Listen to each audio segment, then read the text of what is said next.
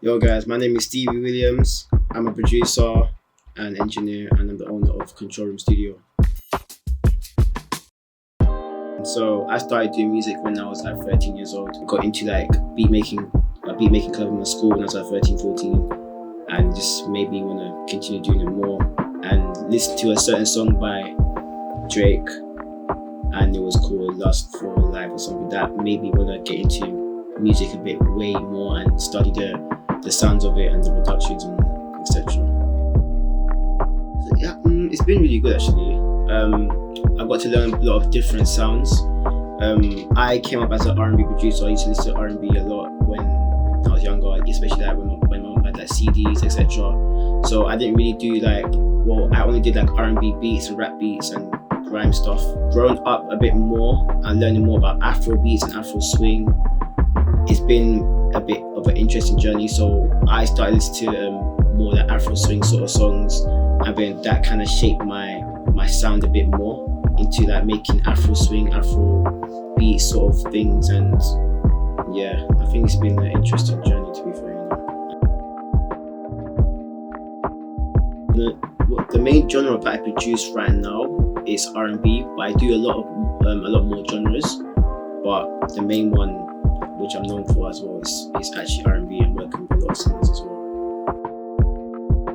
So I've had Tourette's since I was 5, but I didn't actually know this until recently. My mom told me, and it's been an interesting journey growing up with it because I think it developed more when I was in primary school or secondary school. So when I first knew about it, like what it actually was when I was 18, where my mom took me to the doctors and they said that I had like a mild Tourette syndrome, and they told me to come back and do like counselling or something, but I didn't really come back because I wasn't really confident at the time of it. I was pretty much like, well, people would like see me as weird and etc. So maybe not like I didn't want to go back to the doctor or whatever. So I just continued in my life and just trying to learn by more and learn how to control it and stuff.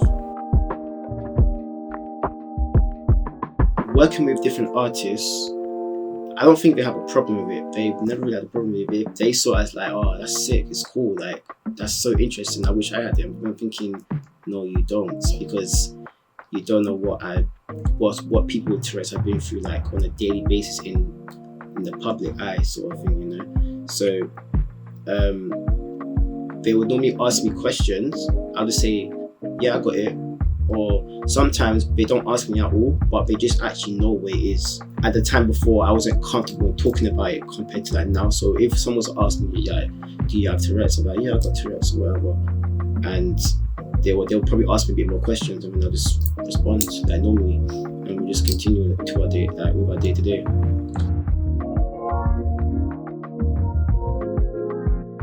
There's been two. One was back in the days when it was like during like the Afro swing era, where I was working with STEVIE at the time, and I made a song called Have Drama of Ghana. And this is the time when Twitter was like trend. Like if you blew up on Twitter, you blown up everywhere compared to TikTok. So it blew up on Twitter. It got like people like Stormzy involved, like went to the jumping and stuff like that. Back then, that was like 2017. After that, I'll say my biggest moment was probably like when I produced Manilia Say Yeah. So that was probably my biggest accomplishment, because making an R&B song, making it blow in London, it's not an easy thing to do. So that was probably my most stood out accomplishment that I actually managed to do. I met Stevie because I joined a session that he had with an artist, and we just like co-produced in that session, and then from there we worked on a project and kept producing together for like months straight. He's just good at everything, innit? Like he's just well-rounded, and a lot of the time, like I could just give Stevie an idea or some sort of inspiration, yeah, that something that's inspired me, and he can take it and run with it, and produce a whole beat around it. I don't balance it well with my personal life, so I'm even learning to take breaks on certain days in the week. But even when I take days off, I still have people messaging me saying, yo, can you mix my song, can you do this, can you do that, so on, so on. So I try to balance it as well as I can, but what I've started to do now to improve, I'll be taking days off of the studio and just making sure, like, for example, I'm doing stuff at home that's like cooking or cleaning, like this literally basic sort of things like what you're supposed to do in your house. You get what I'm trying to say? Manilia, because I've literally worked with it for like since 2017-18, so it's been like a journey there, which like a, when I say a proper journey, like I have a studio, we was going from studio to studio to studio just to make songs.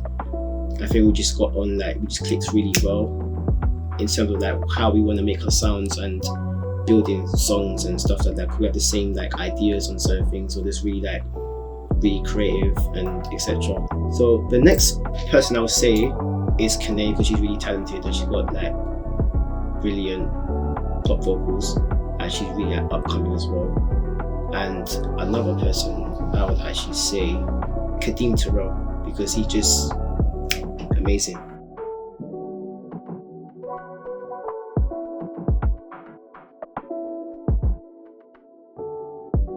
So I hope my journey will inspire others by like just literally feeling like you can do anything.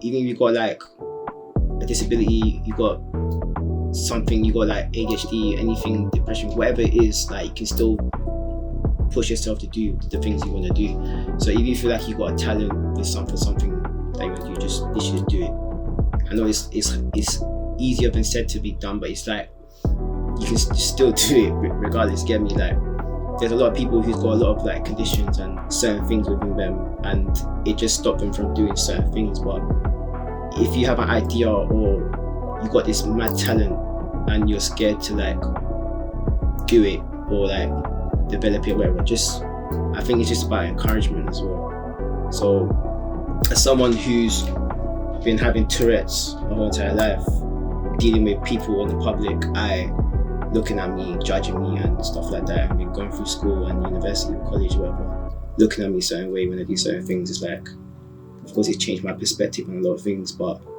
it hasn't stopped me from doing what I love doing, which is music.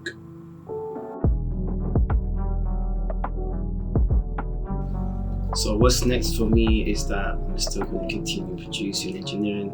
I'll say in terms of that business-wise, I would like to open another studio or a few other studios and do the whole dry hire thing and let people rent out studios, and that just, it's almost similar to Paris and stuff like that, but I want to make sure my one has like, the quality is like 10/10 and like it's obviously more secure and stuff like that. So that's one of my next steps as well. I've got a few advices for people who want to start producing. I'll say is one is definitely patience, and two, I would say like just have fun doing music and don't think about money straight away. And you can still make music a life, but don't make it a life too much because it will stress you out and you feel like it's not going to go anywhere. Because we're in a social media world, it's kind of easier for people to like just make a beat and then just showcase it on social media, and then hopefully like it'll probably go viral or something. It's easier to go viral now compared to when I started producing.